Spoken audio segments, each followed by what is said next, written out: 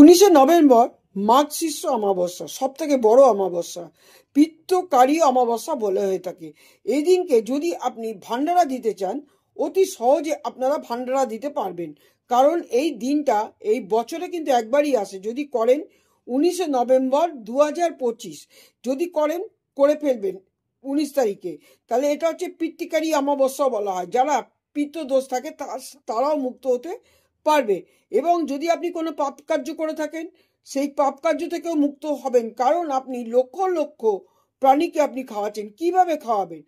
নারকেল কিনে আনবেন, ভাঙবেন মাঝখান থেকে, ওরমভাবে করে নেবেন। করে নিয়ে তার মধ্যে সুজি দেবেন, তার সঙ্গে চিনি মেখে সুজি দেবেন, কিছুটা কালো তিল দিয়ে আপনি দুটোর মধ্যেই নারকেলের দুটো পাটের মধ্যেই রাখবেন, ওটাকে বাঁধবেন, বেঁধে নিয়ে যাবেন। বেঁধে নিয়ে গিয়ে ওইটা খুলে দিয়ে আসবেন।